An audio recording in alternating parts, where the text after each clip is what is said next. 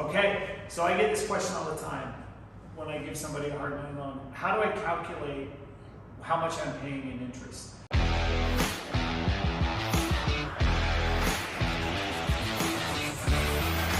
Hi, I'm Matt Strong from Salt Lake City, Utah. I'm an active real estate investor focusing primarily on lending hard money, buying and holding more rentals, fixing and flipping and doing other short-term real estate projects. And then I also own a brokerage called Conrad, Cruz, where we have about 18 agents or so that are all investor-minded. And anyway, these are kind of my 4 buckets. So I try and put out more YouTube content on social media and on YouTube, so follow my channel, subscribe, and then follow my social media links. And we'll try to keep you up to date with relevant content and learn together. So today we're going to talk a little bit about how you calculate interest, but first you need to understand what you're agreeing to in your loan docs. So are you agreeing to paying monthly payments? A monthly payment is typically, every month, just like you would on a credit card or say a car loan. Are you making a monthly payment? Or your regular house loan, right? Every 30 days you got to make a payment. Are you paying interest only or is it amortized? Typically, most hard money loans are interest only, meaning when you make a payment, you're not paying any of the principal down, which you would if you were amortizing the payment. You are just paying the interest that has accrued for that period of time. Or instead of making interest payments, is your loan just accruing the interest and there'll be a balloon payment at the end of the term. So however it is done, the calculation on how much you owe is typically the same.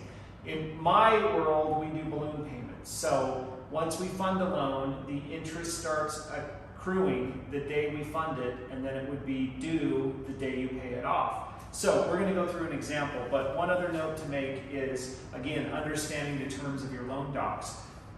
Is your loan based on a 365-day calendar, or is it on a 360-day calendar? Those are probably the only 2 differences I see in when you calculate interest. It does make a small difference, not a huge difference, but understand how many days during a year are you paying interest?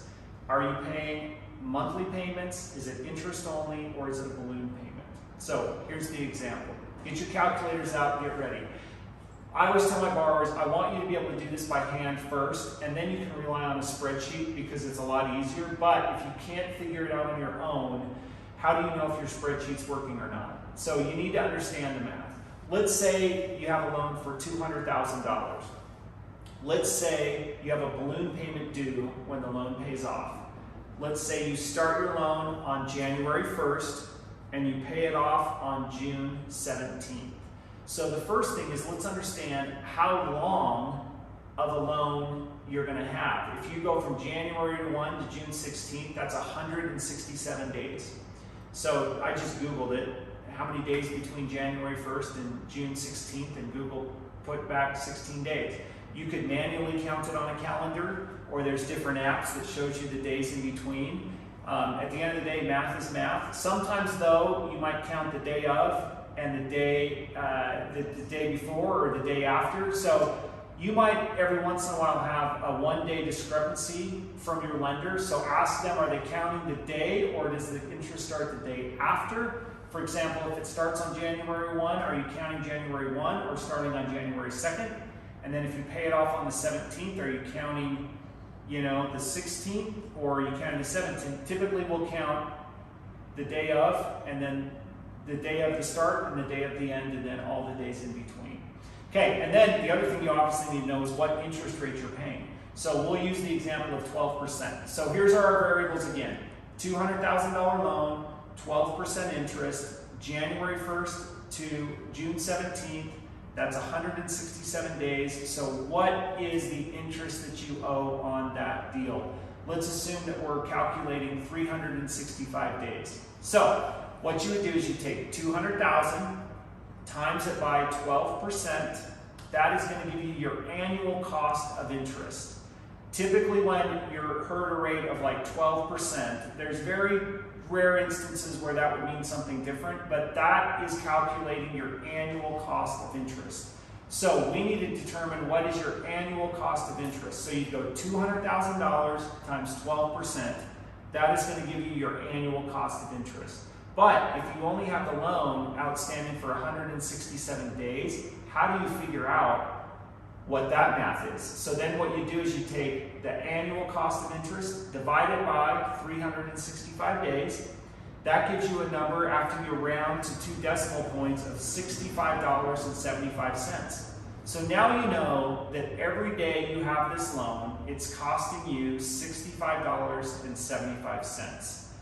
Now we know what the per day cost or the per diem cost of interest is. You know that you have the loan for 167 days, so now the math is really easy. 167 days times $65.75 in interest gives you $10,980.25 in interest owed. So, what do you pay back your lender? Is it just the interest? No, we got to add back in the original principal amount. So what you owe your lender after 167 days in this example is $210,980.25. So to review, you want to understand what is stated in your loan docs. Interest only, monthly payments, balloon payment. What is your interest rate? How many days are you calculating the interest for? 360 or 365? And then we do the calculation.